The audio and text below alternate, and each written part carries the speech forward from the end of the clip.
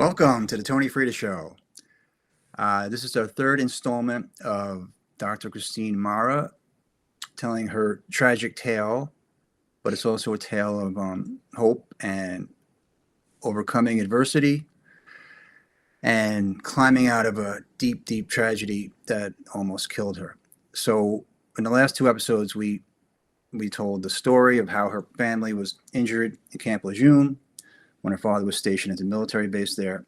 They were poisoned by the drinking water. They bathed and cooked in highly toxic neurotoxin water, which was poisoned at 3,400 times the safe level. And now hopefully there's going to be some sort of justice in the Camp Lejeune Justice Act, which is in progress. But her family suffered tremendously. Her one sister was born with cognitive disability. The other sister was born totally deaf. And turns out Christine had a brain abnormality that was most likely also attributed to this initial poisoning of her parents' reproductive and other organs. And then we had an event 2.5 years ago. Christine went through where this brain injury itself became evident as it lay dormant in her brain for 50 years. It was triggered by an episode that we think was an infrasonic sound wave from Obama's movie on Netflix called Leave the World Behind, a foreboding title it turned out to be. So welcome, Dr. Mara. Why don't we start right after you had your injury, you wake up in the hospital, and you begin your long convalescence.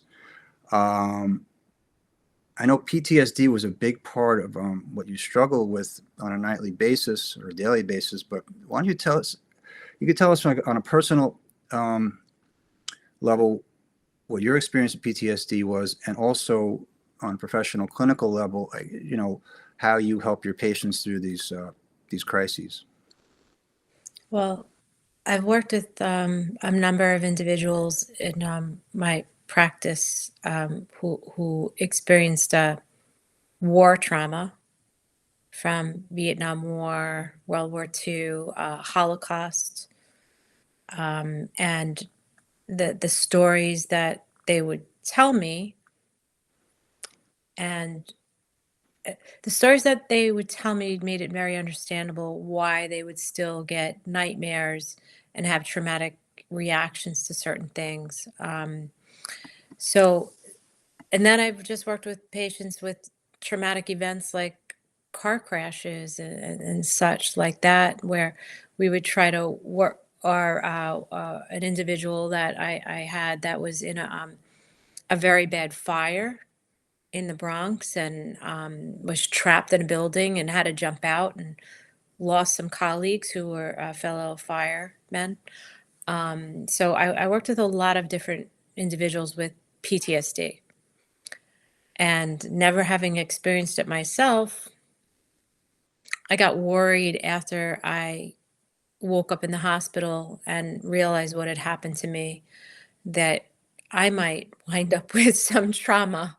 Yeah, So I was that's very understandable. aware of it because one of the hallmark diagnostic features of PTSD is witnessing or experiencing violence or threat of death, or the death of a loved one or a friend, or experiencing it, near death experience yourself. So that's one of the hallmark features that PTSD has in it. So I knew from the outset that I already had like some of the features that Mhm. might lead to PTSD. Yeah, I'd say you met the criteria.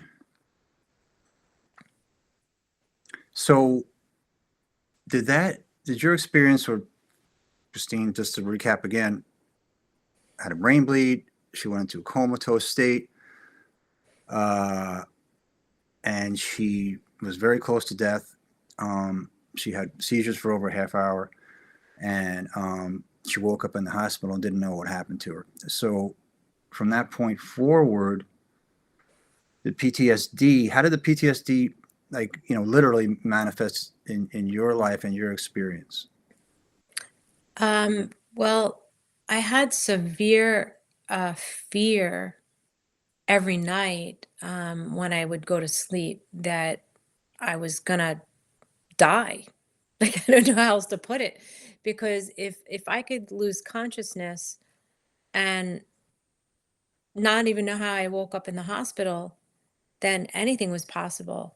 So I had this extreme terror and panic attacks at night when I would try to go to sleep, because I knew that that could happen at any moment, any day, anytime, without you even knowing it's going to happen. Um, so, and also, being a psychologist, I understand classical conditioning. So there are certain environmental things that got associated with the physical event that happened to me: being in the bed, being in the evening, watching something on TV, starting to fall into sleep. When you get that transition from wake to sleep and you're in the middle, I would start to get this anxiety and realize I had to do something to try to change some of those associations. But it was extremely hard. I would have nightmares that I was dying or I was in the hospital. Yeah, I mean, I every would night was have random occurrences of anxiety attack without conscious thoughts associated with it. I remember I was visiting a family member in a hospital one time, and it was the first time I had been back into a hospital since that medical stuff had happened to me. And when I was there visiting my family member, I started to go into a anxiety reaction unconsciously. I said everything started to fade on me into black, and I thought I was going to pass out. And then I started to get more anxious because I thought I was going to pass out. And I started to get palpitations in my heart. And I had to try to stop what was happening. And it was all lead up into it as we walked down the steps, entered yeah, the building to the hospital, got on the elevator to go up. I could feel yeah, my anxiety rising. yeah. Well, I remember that, and I mean that makes sense because you were back in a hospital, whereas the first time you had this realization that this horrible thing happened to you and you almost died. And then you're right. Every night, I was very conscious of the fact that you're in the exact same. It's almost like a replay. Like we're laying in the exact same spot where it happened, Yeah, watching TV, transitioning from sleep. I mean, from wakefulness to sleep. yeah, So it's like a replay. Every single cue was exactly the same. So it would trigger this panic reaction in you, and you would say to me, "Am I going to die?" yeah. And because you knew you were also at a high risk of seizure, even though you were on Yes. seizure anti epileptics, there's still a high risk. I think the risk was over 50%, right? Yeah, it's very high. It's very And high. then the longer you get, the further away you get from the event, the more the likelihood diminishes. Yeah. But every Yeah. night you had to relive that, and again, Yeah. I didn't know It what else to do except hold you. it That made was the it only thing difficult I to could fall offer. asleep. I'm It made sorry it about very that. difficult to fall asleep. Very, very difficult for me to sleep and trust that I was going to be okay. Um, and that that's one of the things you need when you've gone through the extensive seizures and brain bleed I had. You need rest. You need a lot of rest. And I would even Yeah, try to nap, which I was always prided myself on being a very good napper. And when I would try to nap, as I start to fall into that sleep state, I would wake yeah, up startled because I was terrified. And it wasn't a uh, conscious thought, it was just a physiological sensation that I was yeah. getting, a No, panic. yeah, I know the So you were experiencing panic attacks for the first time in your life, Hmm. understandably, but you were also very determined to dig yourself out of this hole. And to me, the attack was like trifold, right? There was a physiological attack to your brain, your cavernomus malformation bled, and the brain bleed caused seizures and put you in a coma. And then obviously you have that damage that has to heal, and it takes up to 5 years for it to heal. The brain heals very slowly, especially from a bleed or hemorrhagic stroke. So there's a physiological and there's a psychological, like we're talking about the PTSD, which you had to treat, and ultimately the spiritual. So it's happening in Yeah. three planes of reality, I think, but there's three Yeah. planes of treatment and healing because the three planes of injury so that you sustained. So I want to talk a little bit about uh, the drugs you were prescribed, which is these double-edged swords where they, Yeah. they take, like drugs always do, they take care of one thing or the symptoms of one problem, but they come at a great cost through side effects and other effects. So talk a little Yeah. bit about the drugs that you were prescribed and these medications Hmm. to prevent seizures and to combat the PTSD, anxiety, etc. Yeah. So, on discharge from the hospital, they started me on anti-epileptics in the hospital. And I went home with this whole 3 times a day regimen of Keppra that I had to take. Um, and every time I would take it, I would just get this level of fatigue in me that I cannot even explain. And it caused issues with my mood, depressed, um, probably angry, probably paranoid, anxious, uncomfortable in my own skin, Yeah, uncomfortable in my own skin. This is one of the significant symptoms I had that I can't even describe if it was because of the trauma or it was the medication or it was both. I did not feel like myself. I felt like myself at a level of 1%. Like it's hard to explain to somebody who hasn't experienced that disconnect from your body, but I almost felt like my consciousness was over there, in the distance, and here was my body. And I didn't feel at one. I felt disharmonious with yeah, myself. yeah. That's a side And effect of Keppra. it's a side effect of the Keppra, but it's also a side effect of PTSD, the Yeah, sure. dissociative kind of aspect of PTSD. So it's really, it was very torturous living like that for at least a year and a half. Really, only in the last 5 or 6 months do I feel like I have ownership of myself again. I feel at one. I feel a sense of agency with who I am, and that is an indescribable kind of feeling that you'll hear people who've been abused will talk about. Oh, I was floating above my body and I was looking down at myself, as I was being abused, but I was up here. It not that I was being abused, but that I felt that disconnect with my body like that. And I couldn't have understood that before. I wish I didn't have to Yeah, understand no, it at that level, but that's interesting. I couldn't have understood it completely, what it felt like before. I guess it's sort of a defense mechanism where the reality of the body you're currently living in is so painful you have to almost separate yourself from it. But Yep. the Keppra, the most common side effects of the Keppra, and you were on a very high dose to prevent seizures, are Keppra rage, they call it, fatigue, headache, and extreme irritability. And it can cause severe psychological um, symptoms like anxiety and severe depression. So you had, like I say, this trifold effect of PTSD, brain damage, and drugs that had a lot of side effects.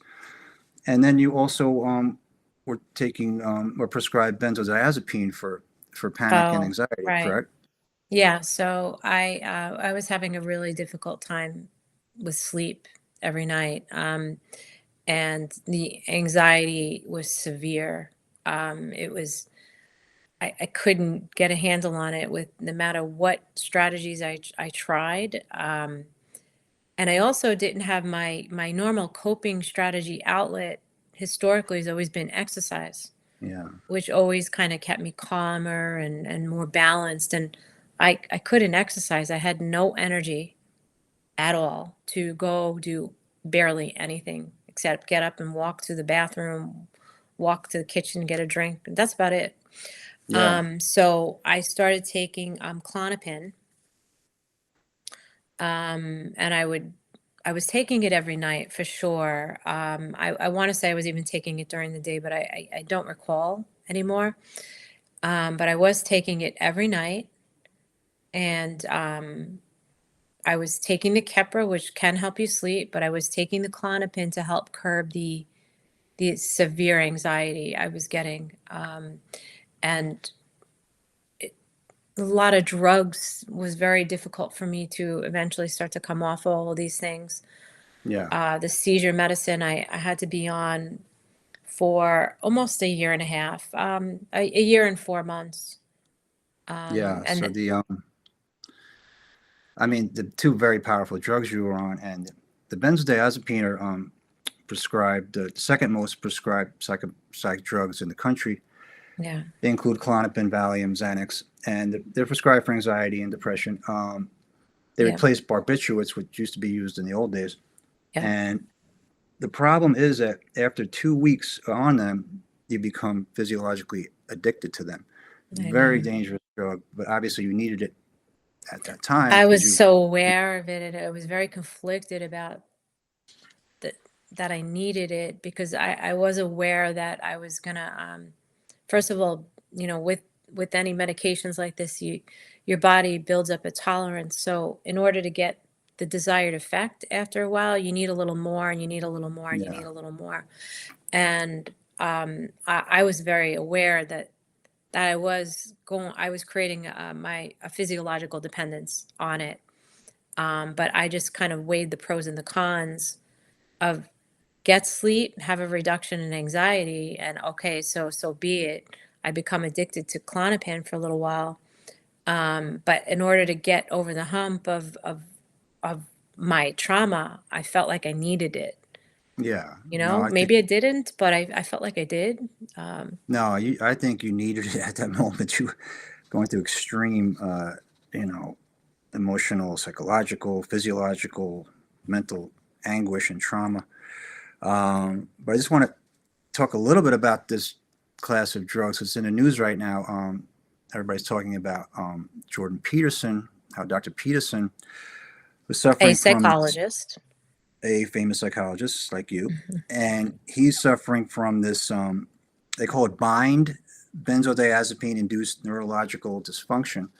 Mm, Uh, because the drug, and it's not, it's up to like 30 to 50% of people experience this extreme side effects of it paradoxically increases your anxiety, and it leads to sleep disturbance, memory loss, photosensitivity, noise sensitivity, headaches, yeah, tinnitus, akathisia, which is this yeah. horrible feeling that you can't quite A explain, restlessness, a feeling of restlessness, restlessness. Yeah, again a feeling of detachment. The drug toxicity is a big problem right now, and yeah. there's a doctor, Dr. Joseph Witt Daring, who is doing great work. His whole practice is sort of detoxing people from this class of drugs. Mm, yeah, So he's kind of an expert on the subject, and I learned a lot about it from him. But yeah, I yeah, mean, the drugs took a huge toll on you because, I mean, I remember yeah, you saying, I don't know if you could explain it better, but you said something would happen, and it'd be something that might have irritated you on a 2 out of 10 prior to this event and the drugs, but then you said yeah, like now it's like a 10, like it would something that was yeah, a minor inconvenience would register as like an existential threat. Can you yeah. explain that? Yeah, I think my body was on such heightened alert all the time ever since that happened to me, that the seizures and the brain bleed, that I was in this heightened state all the time, that my reactivity to things, my ability to regulate myself, everything was out of balance. Everything was completely out of balance. I had headaches for months, 24 hours a day, 7 days a week. I get ear ringing, not ear pain, but Tinnitus. ear ringing. And I get photosensitivity, bright light, loud sounds. I remember once there was some landscapers working in the neighborhood, and this is a few months into me being ill. The noise was so unbearable, which it's already not. the most pleasant Yeah, already, it right? irritates me, so I I can't went imagine. around to all the windows in the house and closed all the curtains. I put pillows over all the windows that I possibly could to kind of absorb more of the sound because it was unbearable. Um, the uh, the way the seizure medicine made me feel was like almost like, well, the main most awful feeling I can say is I didn't feel like myself. I felt like another person, and Yeah, I felt like I was just going through the motions. I would say to myself a lot, well, in this situation, what would Christine do? Okay, just yeah, go do that because that's what Christine would do. I'm Christine, and I couldn't feel, I didn't feel connected to my sense of who I was at all. yeah. So you had to almost play yourself like as a role to, Play a role. yeah, to sort of Yeah. approximate your old self because before this happened, Christine was fearless. I mean, she just was fearless, very physical, very comfortable with her body, and wasn't afraid of anything. And then I remember one time we lived near the water, so we wanted to go. We used to go for walks on this dock by us in the Great South Bay of Long Island, and she was afraid to walk on the dock. I mean, and that was so out of character, it sort of I shook wouldn't me. wa I thought if I walked on the dock, I could fall in the water, which, anybody could fall in, Yeah, but I would be somebody that would have walked on the edge of the dock or jumped around on the dock before, yeah, and suddenly just walking on the dock, even though there's like, you're what, like a 5-foot width, I thought I could fall in. It was irrational, and I knew it was an irrational fear. Um, but it was so hard for me to overcome all those irrational fears. It yeah, was devastating the way these medications made me feel, and the way the trauma from what occurred made me feel. I can't tease it apart and say the medicine caused this and the trauma caused this. It all just went together in this big bunch, and it really was hard for me to even treat as a psychologist with help, yeah. with tons of help. Yeah, well, it's hard to tease it out, but I think it was all, all of the above. It was physical, physiological, psychological, drugs, side effects, and spiritual component too. But I mean, Spiritual, yeah. you're the expert on PTSD. But as far as I understand it, what happens is your limbic system, the reptilian part of your brain, fight or flight, sort of enlarges, and then your prefrontal cortex sort of diminishes in its Yes. control of yourself. Is Yes. that the case? Yeah, so our limbic system is our survival mechanism. So it's our fight or flight or freeze. It's the way we survive like a dangerous situation. And so your heart rate starts to go up, your pupils dilate so you can see more around you and what might be more of a danger. Your stomach's it stops digestion because your body can't afford to put energy into digesting food at that moment. You start sweating to cool yourself off. And what happens, unfortunately, is all that part of your brain knows to do is to respond to a threat.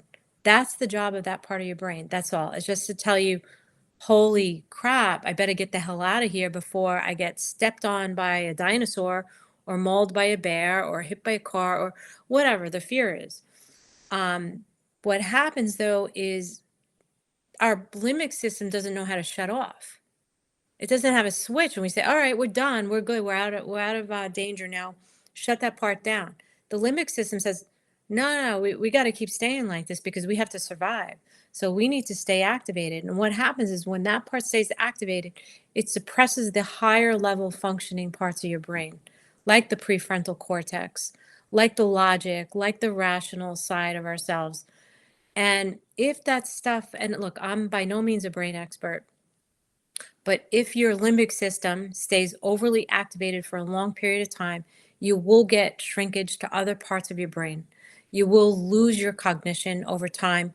People that tend to have PTSD can wind up with dementia later on in life if they don't treat it and try to address it. You will lose like function to your your larger brain self and the way you function and your executive functioning skills when those parts of your brain stay activated and overly activated. The limbic system doesn't know like the danger's done. They Yeah. don't know. That part of Well, your brain that's doesn't know. So you have to teach it. You have to train it to know by letting the other parts become more dominant again. yeah. Well, that's what it seemed to me like. Everything you experienced, even like a minor event or inconvenience, became an existential threat to your Yep. limbic system's perception of it. So that's why there would be this, extreme reaction. But again, it's hard to tease out what's PTSD, what's brain injury, what's drug induced. So, I mean, Yeah, your brain was it's under so hard. assault from all these different, you know, levels. And Yep. it must have been, I mean, I know it was, I was there. It was extremely challenging, but you persevered and you did a lot to help yourself, both physically and emotionally and spiritually, and to sort of wean yourself off of these drugs so you could get to kind of a base level and find out where you really are, because you didn't even know, where you were or who you were at some point. Like, who's the real Christine, and how do I get her back in charge? We just I honestly was terrified that I was never going to come back to myself. And I remember asking the neurologist, all my doctors, the brain surgeons, the neurosurgeons, I'd ask them like every time I'd go for another follow up, I say, well, I don't feel like myself. Like, am I going to get back to myself? And they're like, well, I don't know. And I remember this neurologist that I see pretty regularly. I said, like, I don't feel like myself. I don't, I don't feel connected to myself anymore. I feel a disconnect. There's this Oliver Sacks is this famous I think he's a neurologist. He's deceased now, but he wrote the man who mistook his wife for a hat. And in the chapters, these are all these different stories, and one is called the disembodied woman. And I started reading about that, thinking, "Oh, that's like me. I don't feel connected to my body." And I asked the neurologist this one time, probably about, I don't know, 10 months in, maybe. I'm not really sure. 10 months into my diagnosis and illness. And I said, well, like, when am I going to become like myself again? Like, when does that come back? And he goes, well, I don't know. We don't really know. Yeah, I Maybe you remember. never will. A lot of times people don't ever. And in fact, you might have to stay on the seizure medicine for the rest of your life. And I said, I'm never going to come back to myself. Maybe, probably not. It's hard to really know. And I walked out of that appointment thinking, well, geez, what's the point of living anymore if I'm not going to be able to feel like myself again? I feel disconnected. And I wanted to jump out of the car when we left that parking lot and you were driving me home. I wanted to literally open up the door and throw myself out into the highway because that statement that he gave me was devastating. And, that's, I guess, a critique of medicine. You need to give your patients hope and feel like there's hope, not hopelessness.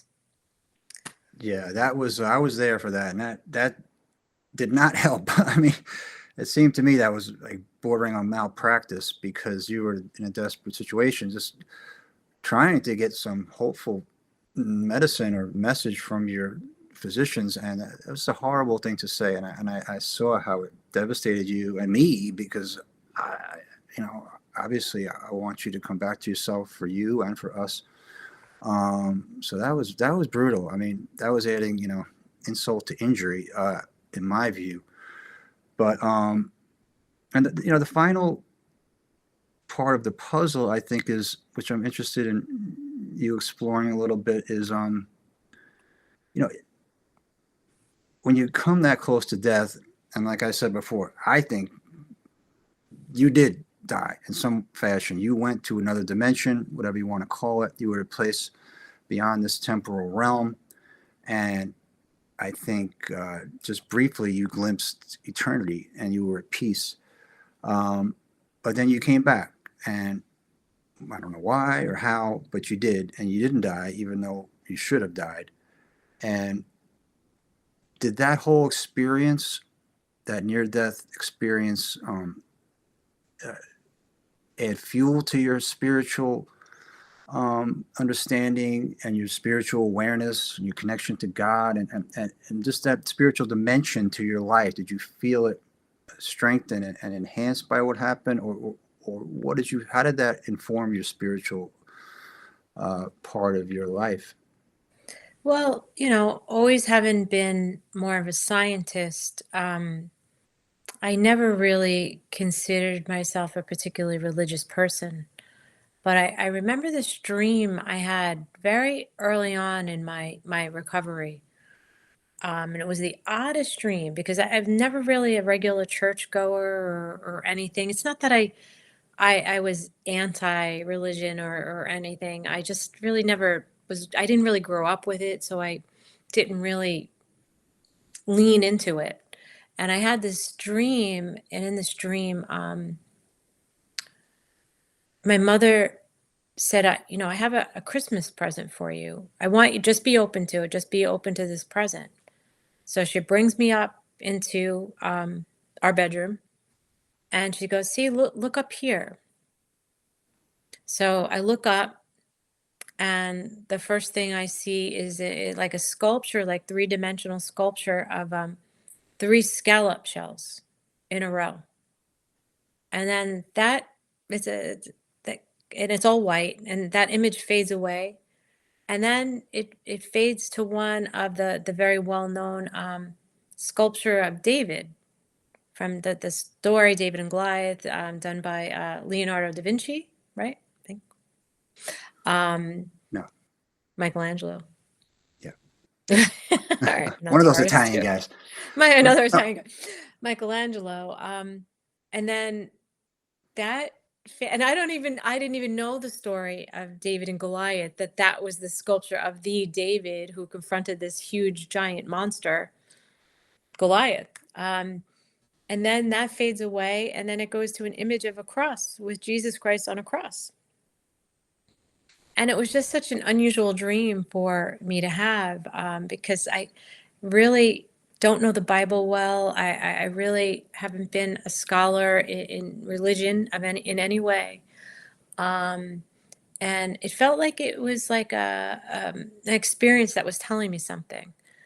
yeah, And yeah. I mean, this is where it gets into my area of expertise. You're the doctor, but I deal in symbols.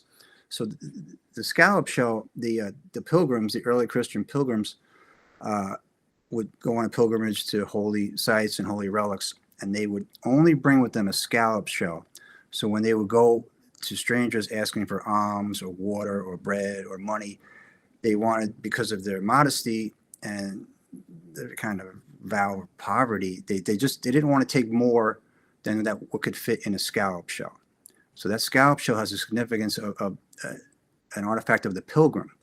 And the story of David and Goliath obviously is going up against an adversary who's much more powerful and greater than you. And the symbolism of the cross, again, is like the whole journey you're on is a microcosm or an echo of the journey of Christ, as in all of our suffering, because it's Christ on the Via Dolorosa, the road of tears, the passion play, where he's overcoming these horrible sufferings and tragedies and brutalities yeah, on this road to ultimate sacrifice and redemption and rebirth. So yeah, everything we do in our life, every suffering, we can relate to that, you know, infinite act of suffering and redemption and rebirth.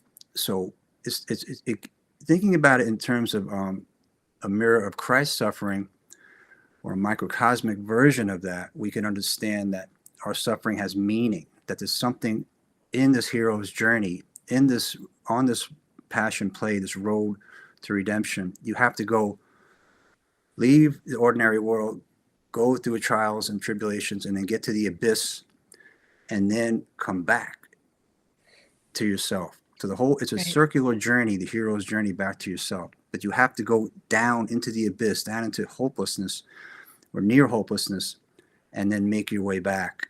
And when you come back, now you're reborn with a new knowledge and wisdom and sagaciousness and an understanding of yourself and your place in the universe, and your ability to overcome suffering and overcome the hardships of life, because you're still here, but now you're stronger. Now you're better. Now you have wisdom to share. You know, it's like, that was interesting to me. You kept watching the Lord of the Rings, which Tolkien wrote as a Christian allegory, because Frodo was Jesus on the Via Dolorosa. Frodo goes through his tribulations, and then he ultimately comes back to the Shire. He's smarter, and he has something to share with the tribe. But he's also But wounded permanently. he's permanently wounded, and then he goes into their version of heaven and transcends this realm into a higher realm. So it's all symbolic, and it's Christian allegory by design. But I think we can sort of use that template to understand our own life in many ways. And your to me, your hero's journey is that it parallels that almost exactly. I like that. That's nice. I've had a lot of spiritual kinds of experiences that I'm writing about in the book as well, related to my MRIs that I had.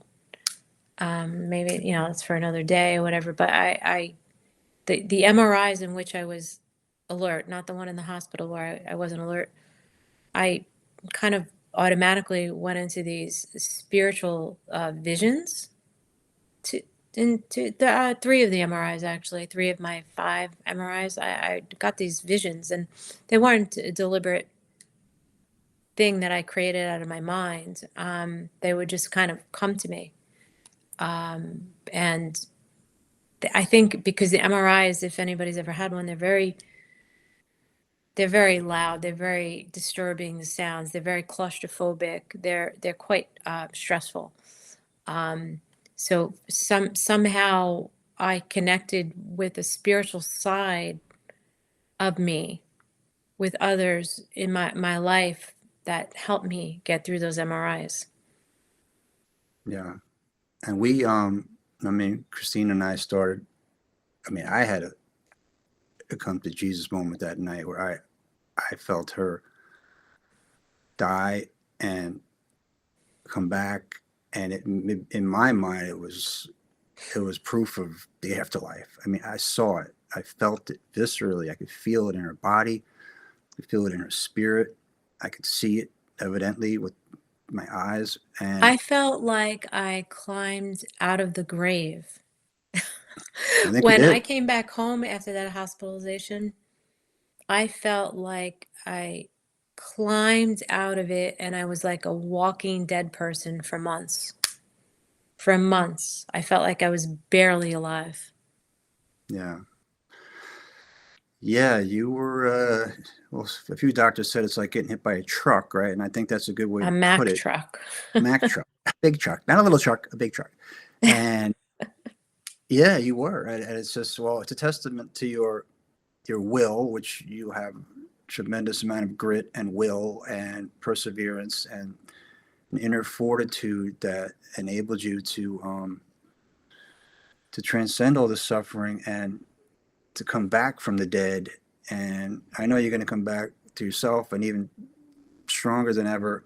And I'm so happy that I'm here to see it. And I know you're like 80, 90% back, but you're going to go past the old 100. You're going to be even better than you were, and stronger and smarter and wiser. So, but again, you have to go through that cycle, and it's horrible. It's not pleasant. No, But it is. It is. I guess it is like the Lord of the Rings, Frodo's journey, because I really feel like I really kind of walked through hell. I yeah, really feel like I walked through hell. got to A go lot. through hell before you get to heaven, right? That's a song. But well, I want to end it on a uplifting note that you went through your travails and your tragedy and your suffering, but it's for a purpose. You're here. You're back here in our world and in my world and in your family's world. Christine helps her family tremendously, and she's here for a purpose. And I know she's just going to keep growing as a person, and that her strength is going to grow. And I know in my heart and my soul that I mean, this has brought both of us closer to God. We go to church together every week, and we thank God that she's here, and we pray for strength and understanding. And you know, they say when you pray for strength, God gives you something that requires strength. So he definitely did that. But we're still here, and Christine's still here, and I really believe the best is yet to come. And I want to thank you for being an inspiration to me, and for